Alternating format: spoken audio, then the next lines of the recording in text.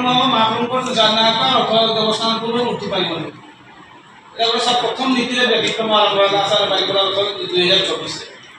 आज आमर जो रथ यात्रा हम तापाई प्रस्तुति मीटिंग जिला स्तरीय प्रस्तुति मीटिंग होता से समस्त सेवायत एवं समस्त वर्गर बुद्धिजीवी तथा आमर इलेक्टेड रिप्रेजेंटेटिव समस्त प्रेजेंट थिले तथा आमर विभिन्न डिपार्टमेंट समस्त ऑफिसर्स प्रेजेंट थिले एवं रथ यात्रा केमिति आमे सुरुखुरु संपादन करिबा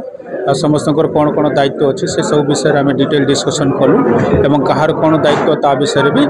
समस्त को अवगत कराला एवं समस्ते निज निजर दायित्व केमती माने सुविधा माने भल भाव निर्वहन करेंगे एवं रथ यात्रा को सुरुखुरु केमती आम कर श्रृंखलित रथ यात्रा करें एवं भल भाव रथ यात्रा कर समस्ते आज डिस्कसन काठ किसी डिमांड अच्छी से काठ आमर एसीएफ महोदय को कहुई जहाँ भी काठ दरकार पड़ुଛି से 22 तारीख पूर्व से जोगई देवे।